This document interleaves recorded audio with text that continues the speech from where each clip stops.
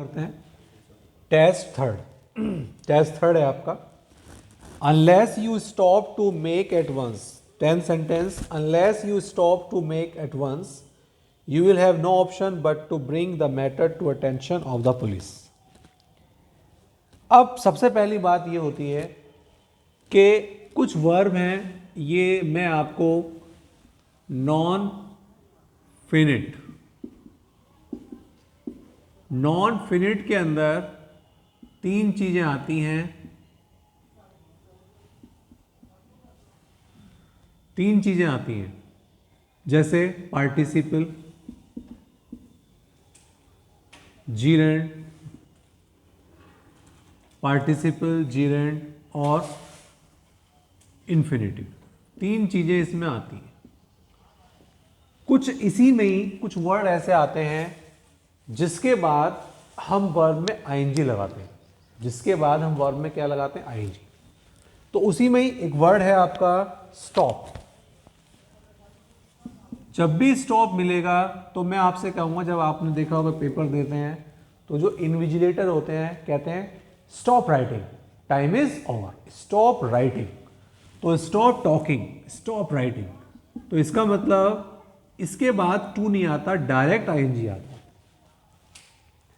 कुछ वर्ब मैं आपको बताऊंगा जिसके साथ डायरेक्ट वर्ब में आईएनजी। तो ये नॉन फिनिट। मैं आपसे फिर कह रहा हूं, जो बच्चे रेगुलरली वीडियो देख रहे हैं, आफ्टर सम टाइम, देखो टाइम तो जरूर लगता है, ऐसा तो हो ही नहीं सकता कि टाइम ना लगे। After some time they will find कि they are facing no problem in grammar और as well as in vocab. ठीक है, तो आपको क्या ध्यान रखना है इसमें कि स्टॉप के संग आएंगी। तो इसमें गलती केवल एक ए ऑप्शन में थी, स्टॉप के साथ टू नहीं आएगा, stop making. Unless you stop making, to हटा के मेकिंग लगाना है। क्लियर? और अपना जो टेस्ट है उसको बिल्कुल संभाल के रखेंगे। मैंने इम्प्रूवमेंट सेंटेंस कराए वो भी आपको 4 से 5 साल के कराए हैं। ऐसे ही 5 साल के मैं स्पोर्टिंग एरर्स ले रहा हूँ। ठीक है, ऐसे ही मैं आपकी वोकैब जो आपकी आई हुई है, टेस्ट है, इस वक्त से आपकी मोस्ट इंपॉर्टेंट वोकैब है, वो कुछ ही समय में देने वाला हूँ। तो कंडीशन ये है कि बहुत कुछ है लेकिन पढ़ने वाले बच्चे चाहिए। हाँ भाई, नेक्स्ट सेंटेंस करते हैं। ये है आपका 11th सेंटेंस।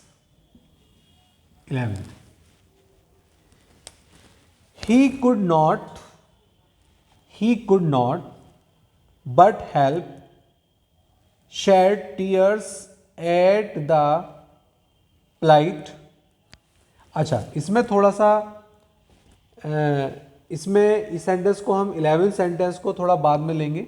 इसमें एक थोड़ा सा मिसप्रिंट सा हो रहा है तो इसको बाद में ले लेंगे, है ना। इसको सेंटेंस को 11th को रखो आप, 11th सेंटेंस को बाद में देखेंगे।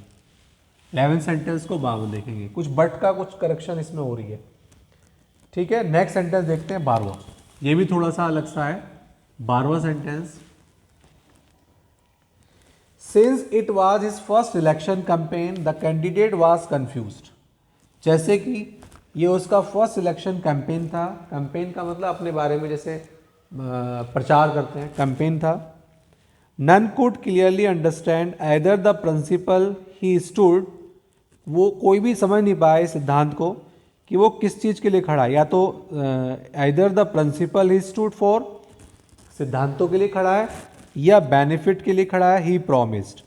अब यहाँ पर जो है, क्योंकि पहला सेंटेंस हमारा पास्ट चल रहा है, सिंस इट वाज भी पास्ट है, कैंडिडेट वाज कंफ्यूज्ड ये भी पास्ट है, नन कुड क्लियरली स्टूड कि वो किस चीज़ के लिए खड़ा हुआ था। तो यहाँ पर थोड़ा सा हम चेंज करेंगे, या उसने किस चीज़ के लिए प्रॉमिस किया था। तो जो प्रॉमिस किया था, कर चुका था, यहाँ पर ही हैड प्रॉमिस। अब आप कहोगे सर ऐसा तो ध्यान नहीं रहने का।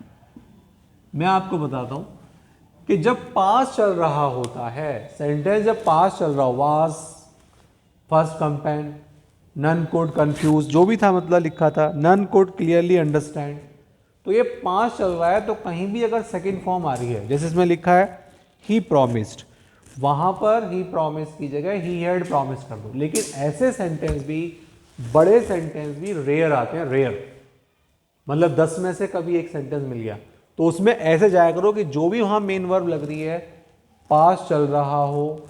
अगर यहां पर ये होता ना, सिंस इट इज होता, तो फिर सेंटेंस हमारा आगे वाला सेंटेंस पास्ट हो सकता था, उसमें चेंज करने की जरूरत नहीं। पहले पास्ट प्रेजेंट होता है, इज एम आर होता है पहले वाले वाक्य में, तो आगे वाला डायरेक्ट इनडायरेक्ट के हिसाब से चेंज नहीं होता है।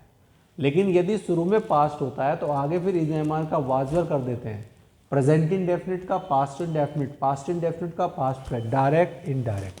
तो ये करेक्शन आपकी जाती है, टॉपिक है डायरेक्ट इनडायरेक्ट पर, एक बार रिवाइज कर लेना, ठीक।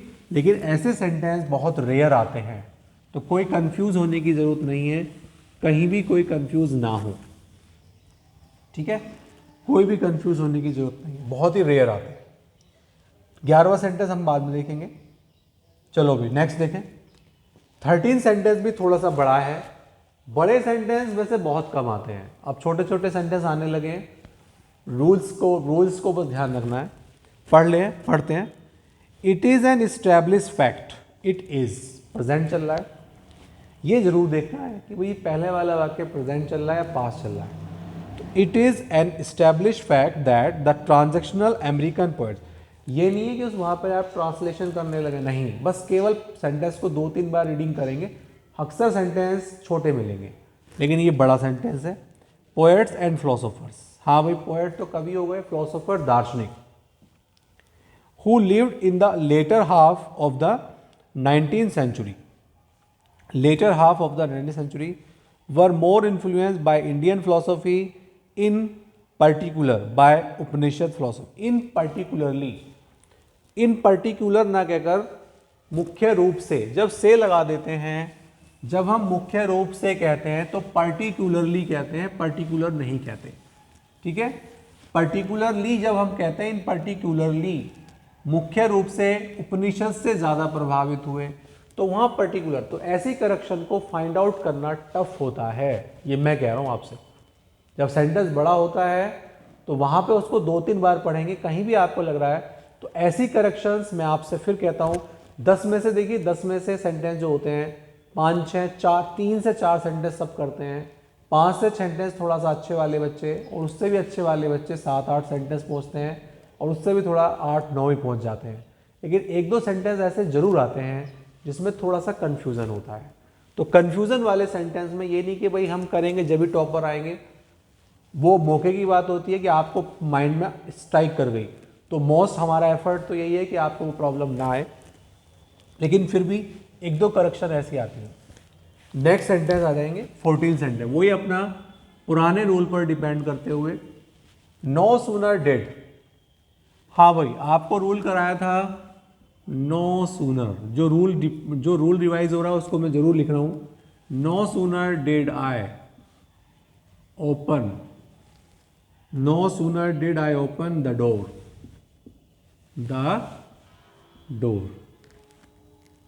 Door, when the rain heavy and stormy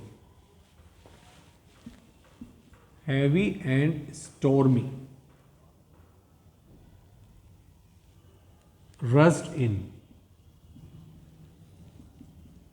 लिखना पड़ रहा है क्योंकि जिससे आपको थोड़ा क्लियर हो जाए, कॉन्फिडेंस बन जाए। ये पार्ट बी में है, हाँ पूरा पार्ट बी, ए पार्ट ये था, ये पूरा पार्ट बी में है, हाँ भाई।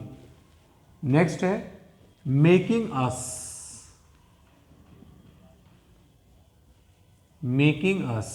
शिवर from head to foot, sir से पैर तक शिवर कप कपाना, ये आपका पार्ट सी। पार्ट डी तो ना लिखे, नो एरर। अब आपको एक करेक्शन बताई थी, आपको ध्यान आ रहा होगा, नो सूनर वाली। तो ऐसी करेक्शन मैंने कहा आपसे 10 में से 7-8 सेंटेंस, 8 सेंटेंस, 9 सेंटेंस भी ऐसे मिलेंगे आपको जो रूल बेस होंगे। एक आधा सेंटेंस जैसे ऊपर पर्टिकुलर ना कहेगा पर्टिकुलरली, ऐसे सेंटेंस को फाइंड आउट करना, वहाँ पर प्रॉमिस था, प्रॉमिस नहीं होना चाहिए, हैड प्रॉमिस होना, तो ऐसे सेंटेंस थोड़ा सा टफ माने जाते हैं, लेकिन बाय प्रैक्टिस आप इनको भी कर सकते हैं। हाँ भाई, ये सेंटेंस आपको दे रखा है, no sooner did I open the door. अगर आपको ध्यान हो, नो सूनर वाला इंटारोगेटिव बनता था, तो इंटारोगेटिव तो बना हुआ है, डिड है, फर्स्ट फॉर्म में बिल्कुल सही है। लेकिन नो सूनर वाले सेंटेंस में आपको ध्यान आ रहा हो तो THAN आता था, अगला वाला वाक्य देन से जुड़ता था, वैन से नहीं जुड़ता था। क्या किसी को याद है कि वैन से और देन से कौन सा वाक्य, वैन से कौन सा जुड़ता था? हार्डली और स्केयर्सली। जब हार्डली स्केयर्सली होते थे तो वो वाक्य वैन से जुड़ते थे, लेकिन नो सूनर वाले वाक्य देन से ही जुड़ते हैं। देन में स्पेलिंग THAN है, ये THAN। क्लियर? ये हमारा क्लियर सेंटेंस हो गया। हाँ भाई, ये सेंटेंस था 15 sentence number 15। After opening the door, sentence सबके सामने ही है, जो मेन सेंटेंस है मैं यहाँ पे लिख लिख के समझा रहा हूँ। आफ्टर ओपनिंग द डोर, ठीक है, आफ्टर के साथ वर्ब में आईएनजी आता है, आपको ध्यान होगा आफ्टर प्लस वर्ब में आईएनजी या having plus third form. Participle में हमने किया था, after opening the door comma we entered into the room next to the kitchen, जो किचन से अगले वाला रूम था उसमें हमने एंटर किया। तो करेक्शन यहां पर है we entered into the room, इस पोर्शन में। और ये पोर्शन मेरे क्या था, बी पोर्शन था, ये पोर्शन था आपका बी वाले में गलती है, कभी भी एंटर के साथ इनटू नहीं आता। जब भी हम किसी स्पेस, कोई जगह होती है उसमें एंटर करते हैं, चाहे वो कॉलेज हो, क्लास हो, रूम हो, वहाँ प्रवेश करते हैं, ऑफिस हो, वहाँ पर एंटर के साथ कोई प्रीपोजिशन नहीं आती, एंटर द रूम आता है।